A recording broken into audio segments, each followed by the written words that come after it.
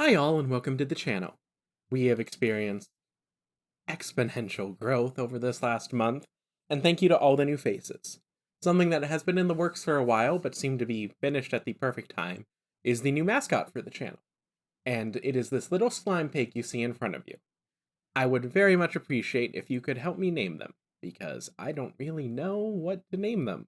So far the only comment has been Lewis, so give me your best ideas. And now, on to the regularly scheduled video. Today we are going over even more cheap skirmish wargames. After my last video, I have gotten countless comments of even more cheap games, and I am specifically excluding miniatures agnostic systems from this list. One Page Rules is getting its own video in its near future, and so are other miniature agnostic systems as well. I am saying that because that was about 80% of the comments it felt like on my last video. It was for a reason. I'm not trying to ignore the system, I just think it deserves its own highlight. And hopefully this introduces you to a new game system and gets you looking at them. The actual rules for this list. Bundles will be taken into account, especially ones geared towards starter players. If a game has a starter set, individual team prices will be mentioned. 3D printing is not going to be considered. Terrain will be considered. Terrain is considered because we are assuming you are starting from nothing. I want to be fair. The final cost considered for ranking will be at 2 players plus terrain. You can, in essence, look at the final costs and go, if I split this with a friend, it's half this. But I want to be upfront as possible. All prices are also in USD. Now, these are going to be ranked from most expensive to cheapest. However, everything on this list is under $200, unlike the last list. So enjoy. Starting at number 20 is Stargrave.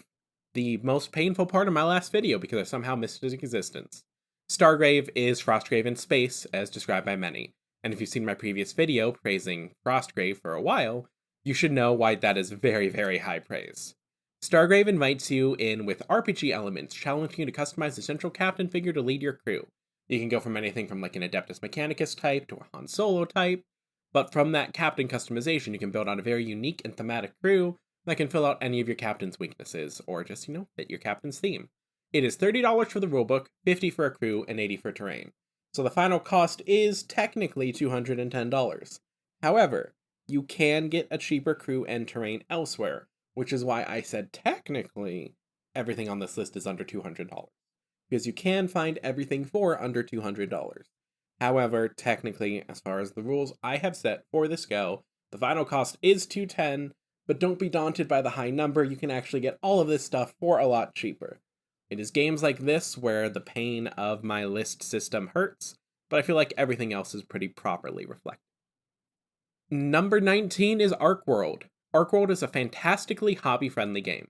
The rules use a standard deck of cards to represent the whims of magic, while also having a fun narrative feat system. Want to jump across a river to escape combat, topple a statue onto enemies, or more things you just normally can't do in games? Well, the feat system is built for these. You have easy, medium, hard feats, and you have to agree with your opponent before you attempt it what kind of feat it is. It is very cost-friendly, and if you have a printer, you can play for free. The starter set is a 4-player set for $117, and terrain would be another $80 from other sources. By the way, when I say you have a printer you can play for free, I don't mean a 3D printer. They sell a free paper cutout version of this game. Well, they provide a free trial for this game. So it is literally free to play this game. Expansions are about $40, but the final cost would be free to try, $197 to get everything that comes in the free to try set. And a bit more. And that's perfect. The free to try set is not nearly as good value as the 4-player set for $117. So if you split this between 4 players, that $197 is not that bad. You're talking less than $50 a person to play a really fun and unique narrative skirmish wargame. A high recommend. Number 18, we have Blood Bowl. Blood Bowl is the classic Games Workshop sports game. I count this and other sports games as skirmish wargames for the purpose of this list. Don't worry, they might get their own shout out later, but I feel like they feel more like skirmish games. Blood Bowl focuses on the brutal yet fun game of the same name, with the possibility of killing opponents as well.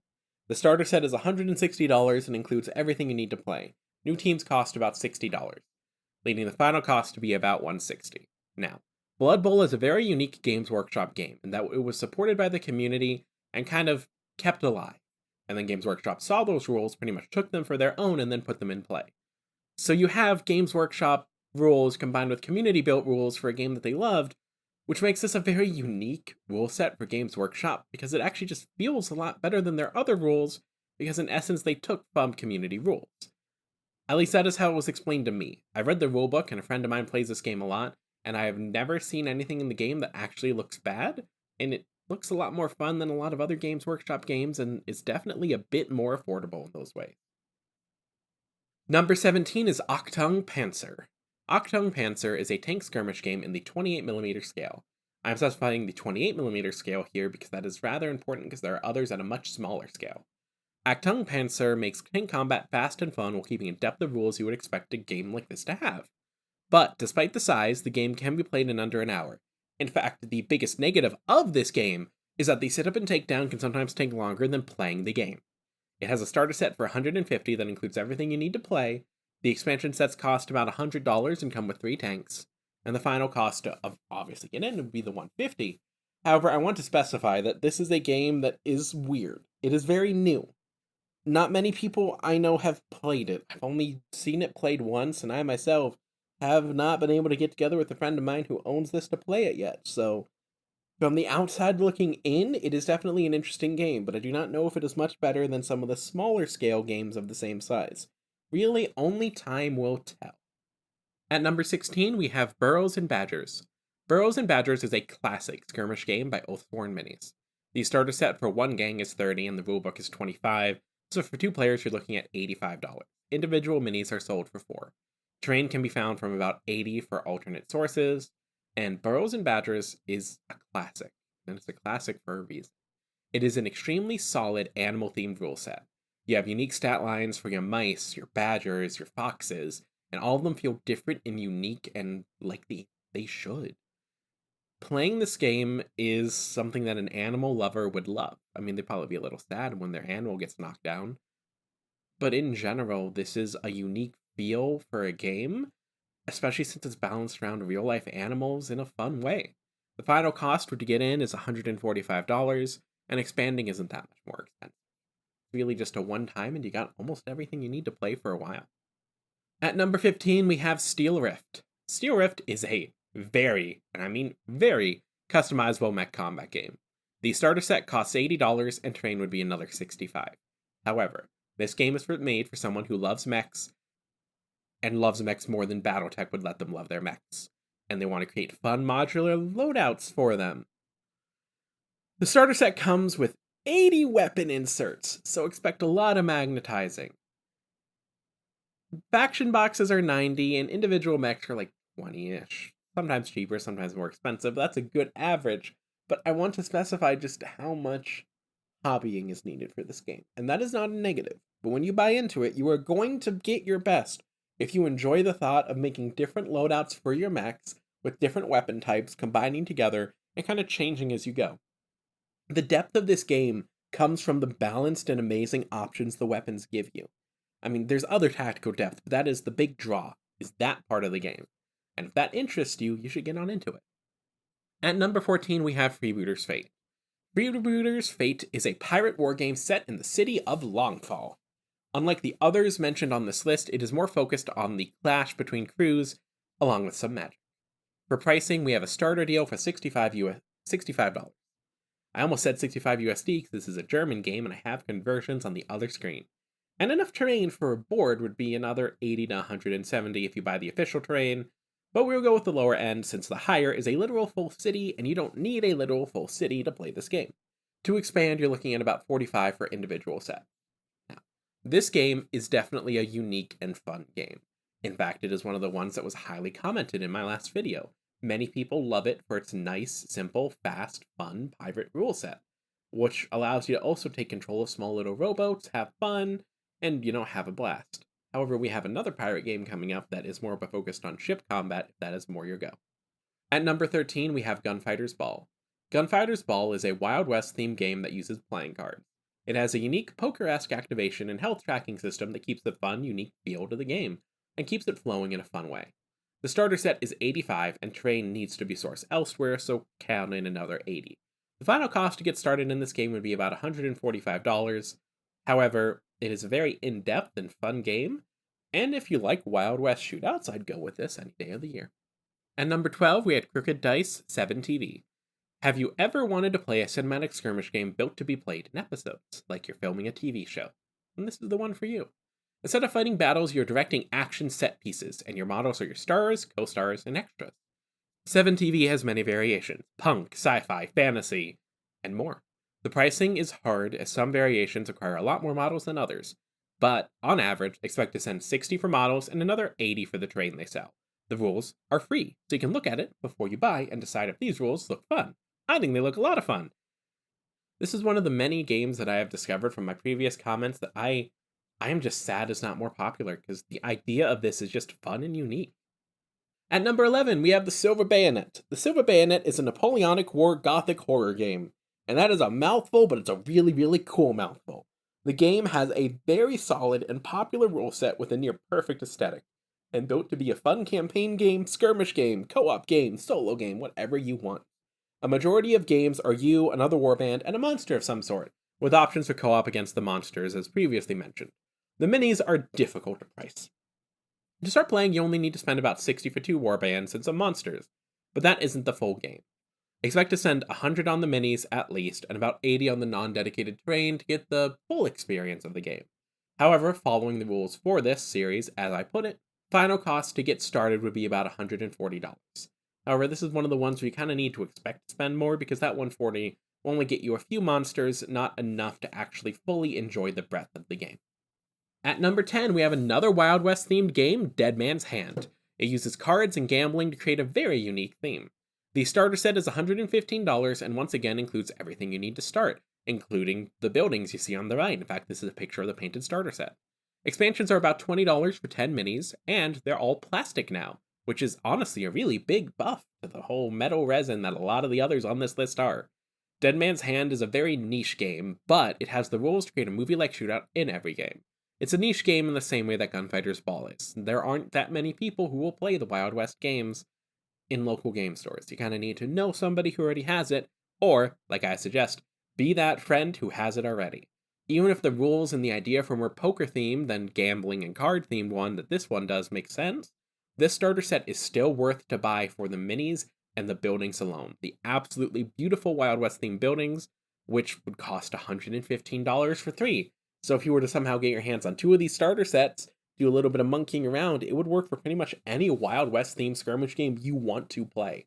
And that is the biggest draw of the Dead Man Hands minis and set. It is technically a miniature agnostic set, but it on its own has just a really, really, really good rule system. At number 9, we have Guild Ball. This is another weird one, as it's sold by Steamforged, which offer a free STL starter set that has everything you need to play. However, if you don't have a 3D printer and we price out that starter set, we're looking at $70 for the teams, $40 for the terrain, and the individual teams cost about $35. Guild Ball plays in a unique manner, focusing around game plans, deciding initiative, before going into actually playing the game of Guild Ball.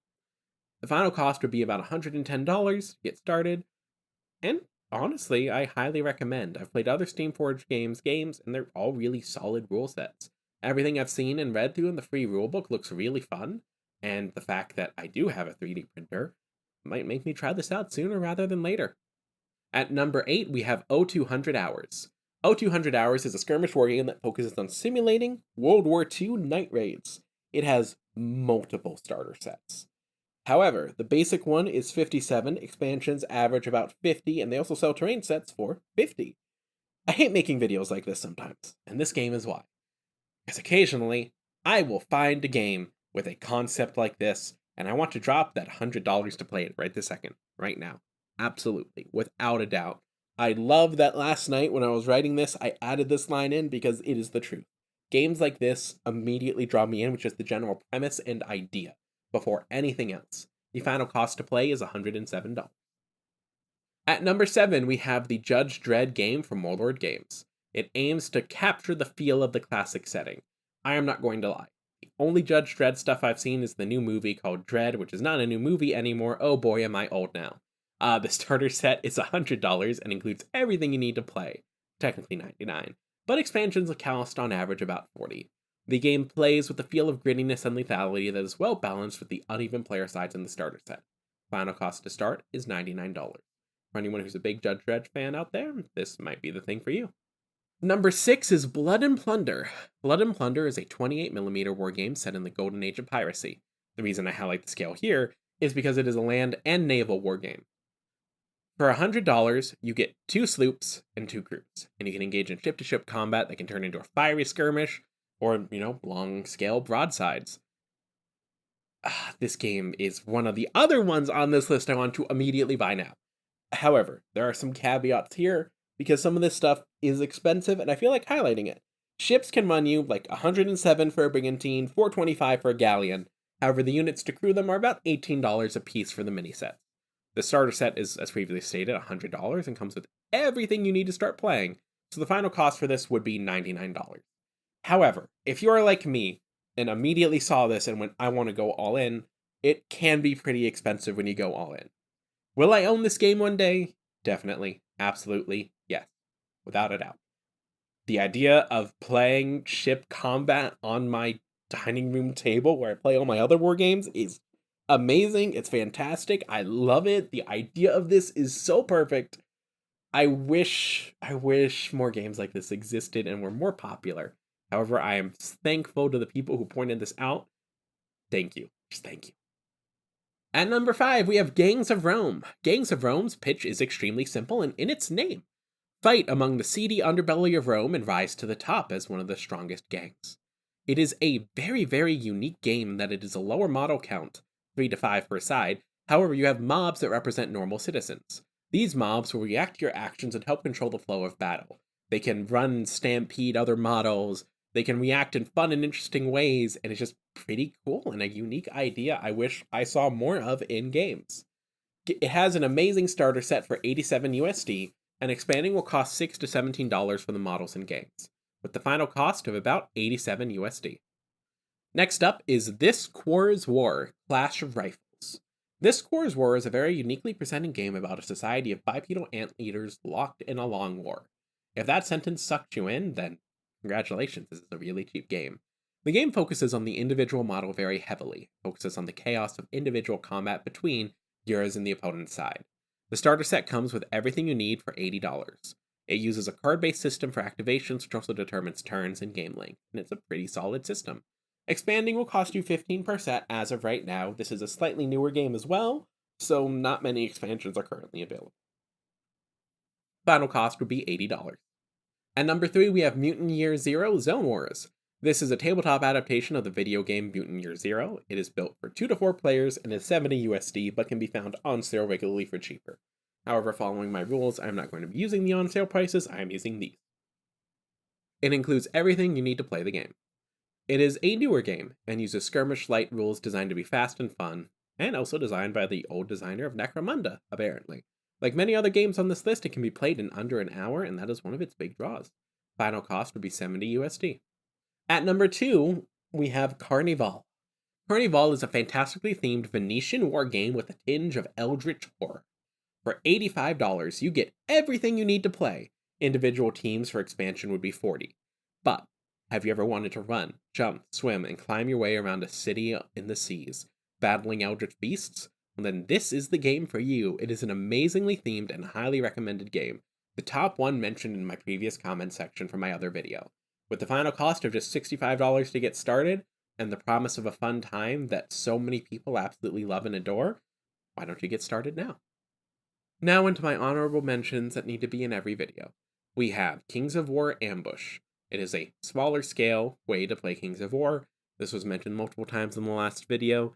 I don't like counting the smaller scale game modes, like play this early before you get to like the recommended point level, because at that point you kind of cross over the traditional and the skirmish war games a bit too much. However, I got this several times in my comments, so I wanted to shout it out here. We have SPQR. It was going to get its own section, and then the rulebook went on last chance to buy.